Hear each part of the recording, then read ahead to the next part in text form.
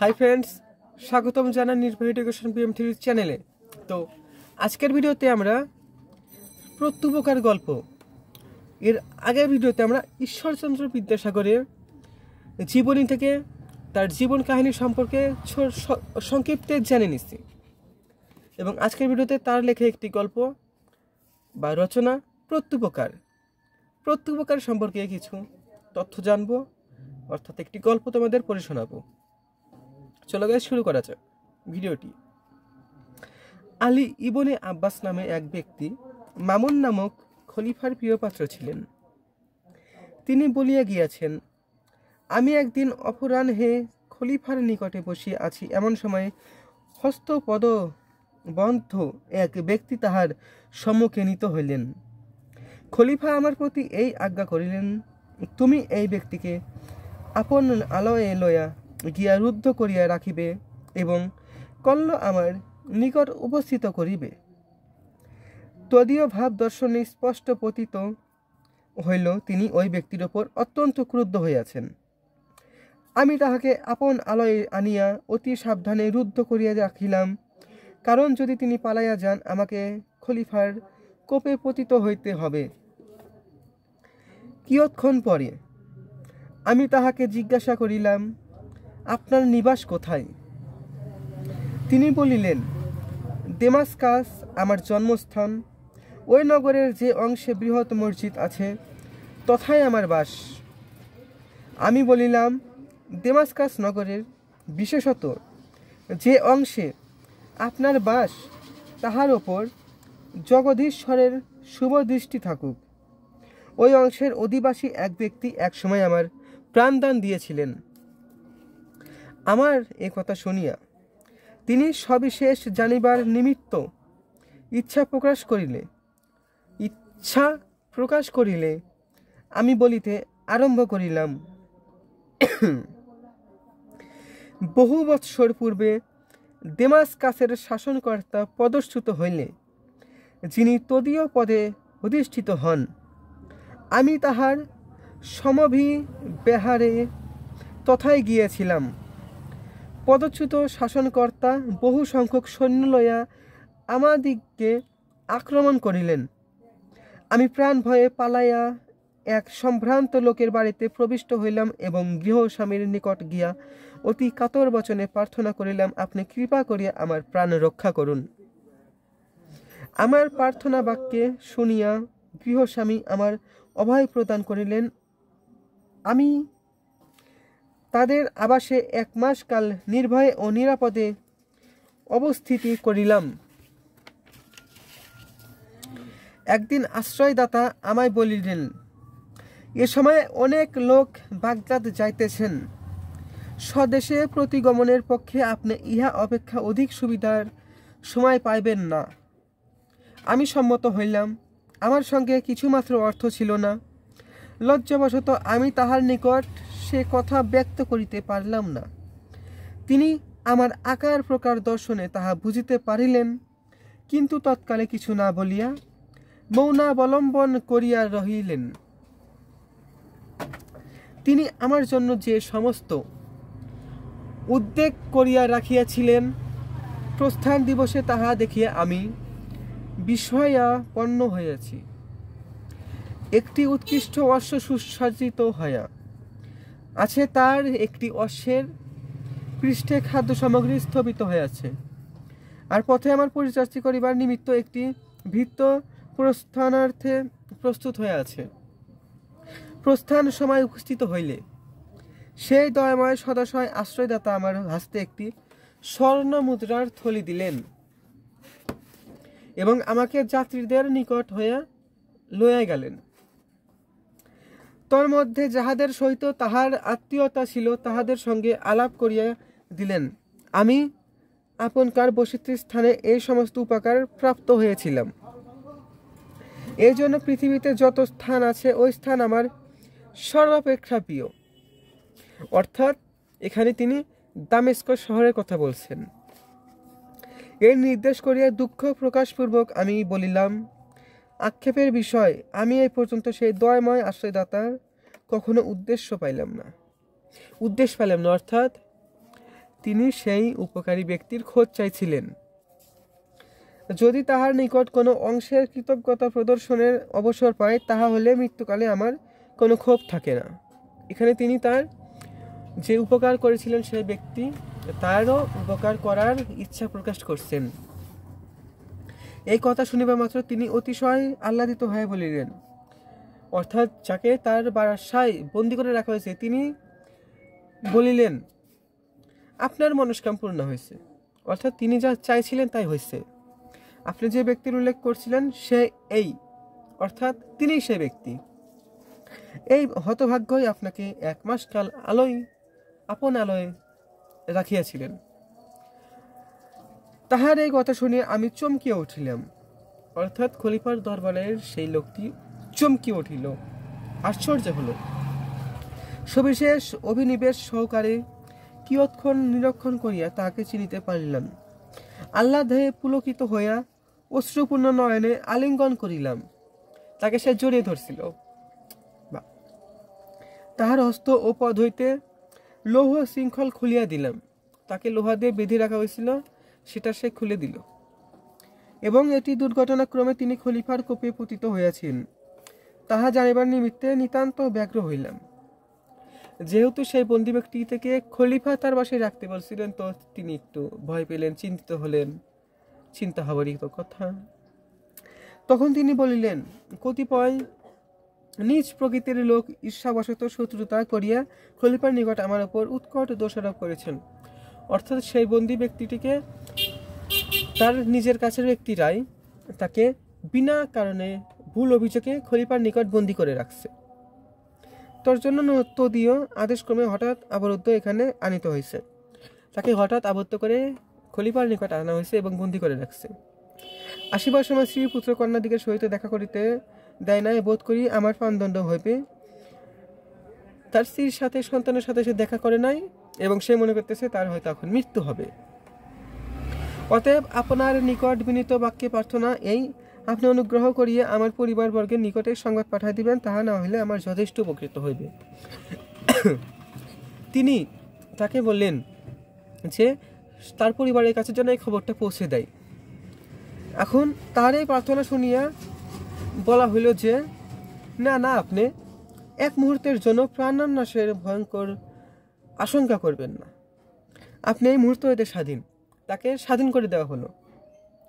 এই বলিয়া পথের স্বরূপ সহস্র স্বর্ণমুদ্রার এক থলি তাহার হস্তে দিয়া সে বলল, আপনি অবিলম্বে প্রস্থান করুন এবং স্নেহা সম্পদ পরিবারবর্গের সহিত মিলিয়া হয়ে সংসার যাত্রা সম্পন্ন করুন। আপনাকে ছাড়িয়া দিলাম, এজন্য আমার ওপর খলিফার মর্মান্তিক ক্রোধ হবে।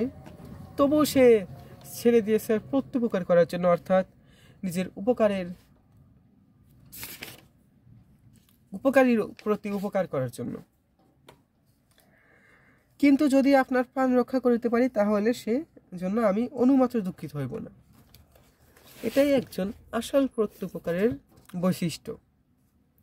আমার প্রস্তাব শুনিয়া তিনি বলিলেন, আপনি যাহা বলিতেছেন আমি কখনোই তাহাতে সম্মত হইতে পারিব না। তিনি রাজি হতে চাচ্ছিলেন না, কারণ তিনি যদি চলে যান তাহলে তো সেই লোকটারও প্রাণ নাশের ভয় আছে। কারণ খলিফা যদি রেগে যায়, মারে ফেলায়, তাহলে কি হবো?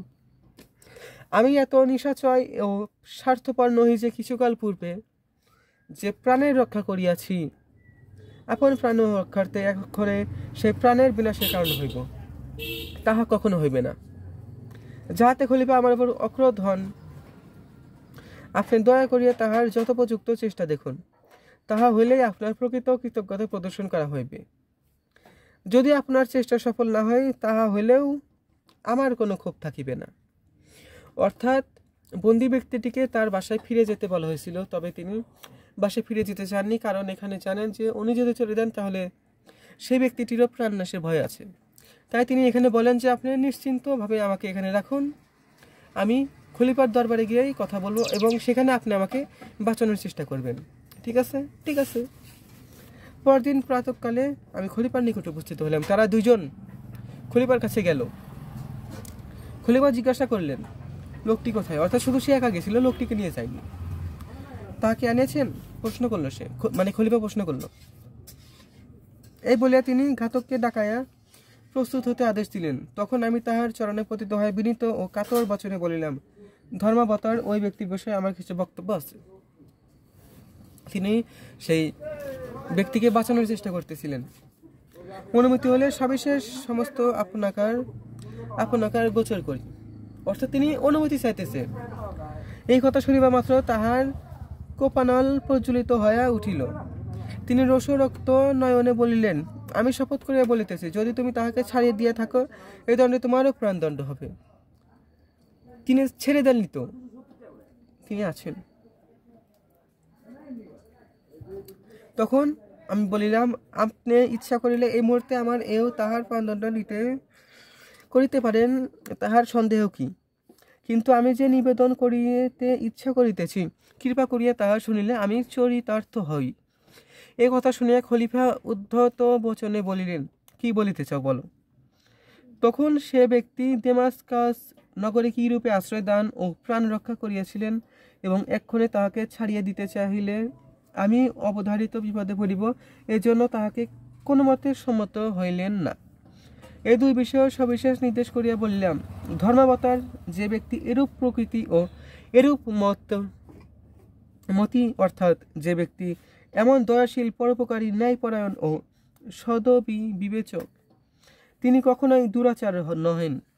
নিজ প্রকৃতি পরিহিংসুক দুরাত্মারা ঈর্ষাবশত অমূলক দোষারোপ করিয়া তাহার সর্বনাশ করিতে উদ্যত হইয়াছে, নতুবা যাহাতে প্রাণদণ্ড হইতে পারে, তিনি এরূপ কোনো দোষে দূষিত হইতে পারেন। আমার এরূপ বোধ ও বিশ্বাস হয় না। সে বিশ্বাস করতে চাইতেছে না যে তার প্রাণদণ্ড হইবে, তাকে সে বাঁচানোর চেষ্টা করতেছে। এক্ষেত্রে আপনার যেরূপ ভাবরুচি হয় করুন। এখন খলিফাকে সবকিছু তো বলে দিছে, এখন আর কি বলবো। খলিফা মহামতি ও অতি উন্নত চিত্র পুরুষ ছিলেন। তিনি একজন ভালো রাজা ছিলেন। খলিফা তিনি এই সকল কথা কর্ণগোচর করিয়া কিয়ৎক্ষণ মলম্বলন করিয়া রইলেন। অনন্তর প্রসন্ন বদনে বলিলেন, যে ব্যক্তি এরূপ দয়াশীল ও ন্যায়পরায়ণ, ইহা অবগত হয়ে আমি অতিশয় আহ্লাদিত হইলাম। তার রাগ এখন শান্ত হইল। তিনি এখন তাকে ছেড়ে দেওয়ার কথা ভাবছেন। তার রাগ শান্ত হয়েছে। তিনি প্রাণদণ্ড হইতে অব্যাহত হইলেন। তিনি প্রাণদণ্ড দিলেন না। বলিতে গেলে তোমা হইতে তাহার প্রাণ রক্ষা হইল। খলিফা তার কর্মচারীকে ধন্যবাদ জানালেন। এক্ষণে তাহাকে অবিলম্বে এ সংবাদ দাও ও আমার নিকটে লইয়া আসো। এখন বন্দী ব্যক্তিকে নিয়ে আসা হলো। এই কথা শুনিয়া আহ্লাদের সাগরে মগ্ন হইয়া আমি সত্তর গৃহে প্রত্যাগমনপূর্বক তাহাকে খলিফার সম্মুখে উপস্থিত করিলাম। খলিফা অবলোকন মাত্র প্রীতি প্রফুল্ল লোচনে সদর বচনে সম্ভাষণ করিয়া বলিলেন, তুমি যে এরূপ প্রকৃতির লোক তাহা আমি পূর্বে অবগত ছিলাম না। দুষ্টমতি দুরাচারকারীদের বাক্য বিশ্বাস করিয়া অকারণে তোমার প্রাণদণ্ড করিতে উদ্যত হইয়াছিলাম। এক্ষণে ইহার নিকট তোমার প্রকৃত পরিচয় পাইয়া সাতিশয় প্রীতি লাভ প্রাপ্ত হইয়াছি।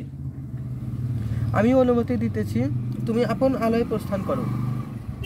এই বলিয়া খলিফা তাহাকে মহামূল্য পরিচ্ছদ, সুসজ্জিত 10 অশ্ব, 10 খচ্চর, 10 উষ্টু উপহার দিলেন এবং দেমাস্কের রাজপ্রতিনিধির নামে এক অনুজ্ঞাপত্র ও পাথেয় স্বরূপ বহু সংখ্যক অর্থ দিয়া তাহাকে বিদায় করিলেন। তো গাইস, আজকের ভিডিওতে আমরা প্রত্যুপকার সম্পর্কে জানলাম। ঈশ্বরচন্দ্র বিদ্যাসাগরের লেখা প্রত্যুপকার গল্পের ছোট্ট একটি অংশ তোমাদের আজকে আমি বলছি। তো আজকের ভিডিওতে এই পর্যন্তই গাইস। তো এরপরে ভিডিওতে আমরা বঙ্কিমচন্দ্র চট্টোপাধ্যায়ের লেখা একটি গল্প বলবো এবং তার জীবনী গ্রন্থ আমরা জীবনের বায়োডাটা বা বায়োগ্রাফি আমরা বলবো সংক্ষেপে। তো গাইস, এখন আমরা এই প্রত্যুপকার গল্পে আরও একটু জেনে নিই যে প্রত্যুপকার রচনাটি আখ্যান মঞ্জরি 2য় ভাগ থেকে সংকলন করা হয়েছে। ঈশ্বরচন্দ্র বিদ্যাসাগরের আখ্যান মঞ্জরি রচিত হয় 1868 খ্রিস্টাব্দে। বিশ্বের নানা দেশের ইতিহাস, প্রসিদ্ধ ব্যক্তিগণের জীবনের গৌরব দীপ্ত ঘটনায় এই গ্রন্থের বিভিন্ন রচনার উপদ্বীপ উপজীব্য। প্রত্যুপকার আলী আব্বাস নামক এক ব্যক্তির প্রতি উপকারের কাহিনী। খলিফা মামুনের সময়কাল দামেস্কের জৈনক শাসনকর্তা পদচ্যুত হন। নতুন শাসককর্তা মামুনের একজন প্রিয়পাত্র ছিলেন আলী ইবনে আব্বাস।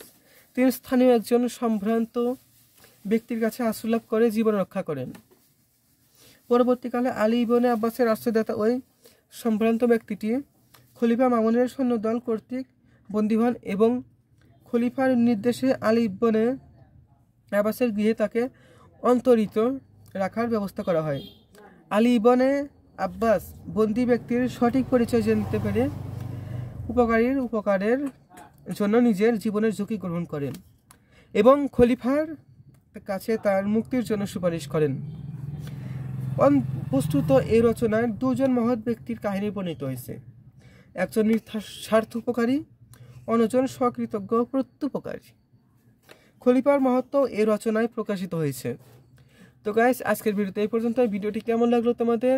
যদি ভালো লেগে থাকে অবশ্যই একটা কমেন্ট করে জানাও এবং লাইক করো, শেয়ার করে দাও এই ভিডিওটি, বাংলার ভিডিওটি, এবং সাবস্ক্রাইব করো নির্ভয় এডুকেশন BM3 চ্যানেল। এবং এর পরবর্তী ভিডিওতে আমরা বঙ্কিম চন্দ্র চট্টোপাধ্যায়ের জীবনী